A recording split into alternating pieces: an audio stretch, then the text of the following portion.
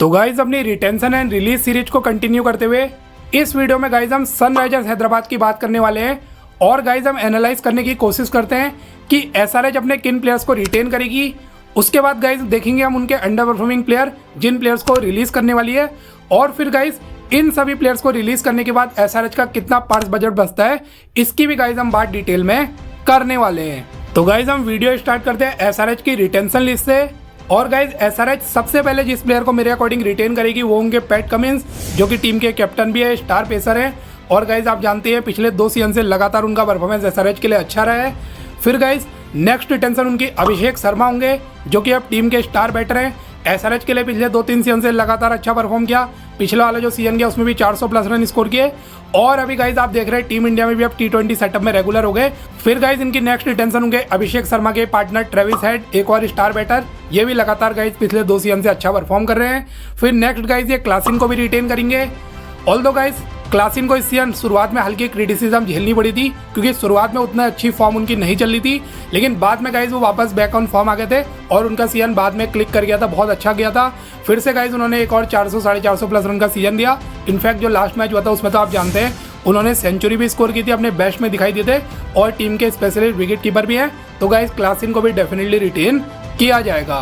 फिर guys next है ईशान किशन को रिटेन करने वाले हैं। ऑल्दो गाइज ईशान किशन का प्राइस बढ़ा था लेकिन उस लेवल का परफॉर्मेंस नहीं आया। इस बार न्यू साइनिंग थी। पहले मैच में आपको याद होगा इन्होंने एक बेहतरीन सेंचुरी मारी। उसके बाद गाइज बीच के जो लगातार 7-8 मैचेस थे उसमें ईशान किशन फ्लॉप रहे और वो गाइज बहुत क्रूशियल भी रहे मैचेस। उन्हीं मैचेस में जो एसआरएच का फेथ कहीं ना कहीं डिसाइड हो गया था, उन्हीं मैचेस में एसआरएच बाहर हो गई थी। लेकिन फिर गाइज बाद के जो 4-5 मैचेस थे उसमें इन्होंने वापस से फॉर्म पकड़ ली थी।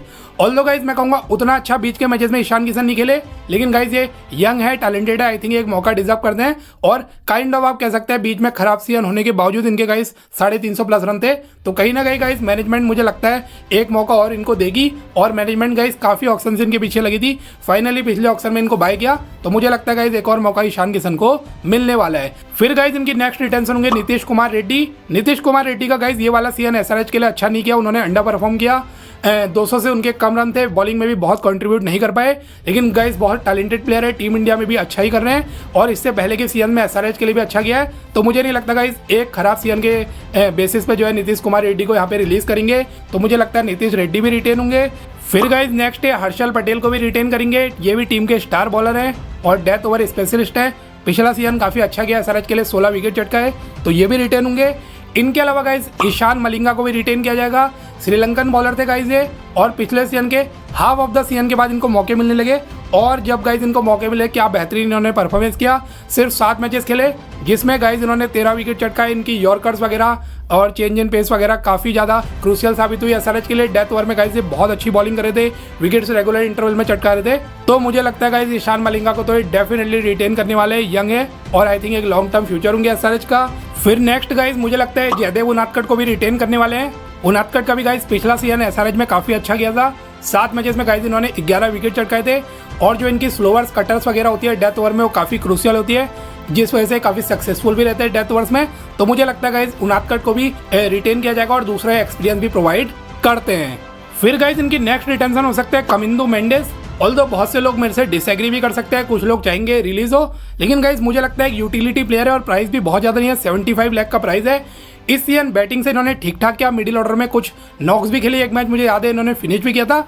बॉलिंग से भी गाइज इन्होंने ओके किया, स्पिनर है और दोनों हाथ से बॉलिंग कर लेते हैं, इनकी खासियत है। मुझे ऐसा लगता है guys as backup player Kamindu Mendis अच्छे ऑप्शन है, प्राइस भी बहुत ज़्यादा नहीं है, बैटिंग से मिडिल ऑर्डर में एडवांटेज देते हैं, बॉलिंग से क्रूशियल होंगे खासतौर पर गाइज जहाँ पे स्पिनिंग ट्रैक होगा वहाँ पे इनकी नीड हो सकती है। मे बी वहाँ पे आप ईशान मलिंगा को बैठा के एज 4th ओवरसीज कमिंदो मेंडिस को ट्राई कर सकते हो। तो मुझे लगता है एज बैकअप ऑप्शन के तौर पर तो कमिंदो मेंडिस अच्छी ऑप्शन है।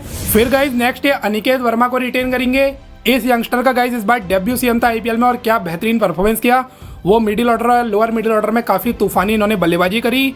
14 मैचेस गाइज इन्होंने खेले जिसमें 236 इनके रन थे, जो कि एक मैं कहूँगा एक यंगस्टर के लिए जिसका पहला सीजन है उसके अकॉर्डिंग तो एक बहुत अच्छे स्टैट है और स्ट्राइक रेट भी लगभग इनका 170 के आसपास का था। तो मुझे लगता है गाइज अनिकेत वर्मा को भी डेफिनेटली यहाँ पे रिटेन किया जाएगा। फिर गाइज इनकी नेक्स्ट रिटेंशन मेरे अकॉर्डिंग हो सकता है ब्राइडन कार्स, एक और ओवरसीज पेसर है और Brydon Carse guys last season SRH ने ऑक्शन में इनको साइन किया था, लेकिन गाइज ये अनफॉर्चुनेटली इंजर्ड हो गए थे और इस वजह से टूर्नामेंट खेलने नहीं आ पाए थे।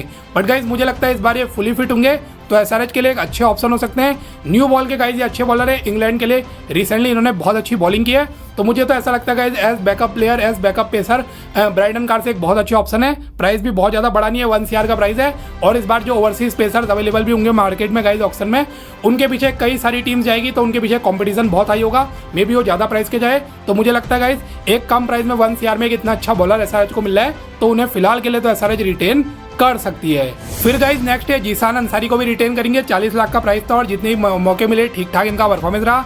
हर्ष दुबे को रिटेन किया जाएगा गाइज। लास्ट में आपने देखा होगा स्मरण रविचंद्रन की रिप्लेसमेंट के तौर पे टीम में आए थे।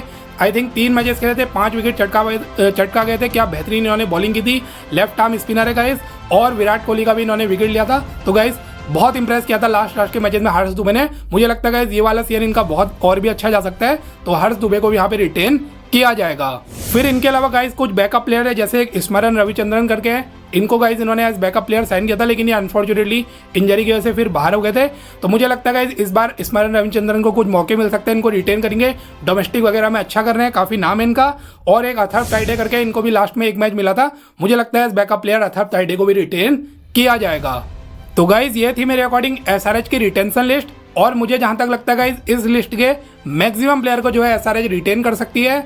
अब गाइज नेक्स्ट हम एसआरएच की रिलीज लिस्ट में अपनी नजर डालते हैं। तो गाइज एसआरएच की सबसे बड़ी रिलीज मेरे अकॉर्डिंग हो सकता है मोहम्मद शमी, जिनको कि एक बड़े प्राइस 10 CR के प्राइस में एसआरएच ने बाय किया। लेकिन गाइज एक रेयर ऑफ सीजन इस बार आईपीएल में शमी का गया। और अगर इनके स्टेट में बताऊं, 9 मैचेस खेले गाइज इन्होंने, लेकिन सिर्फ ये 6 विकेट चटका पाए।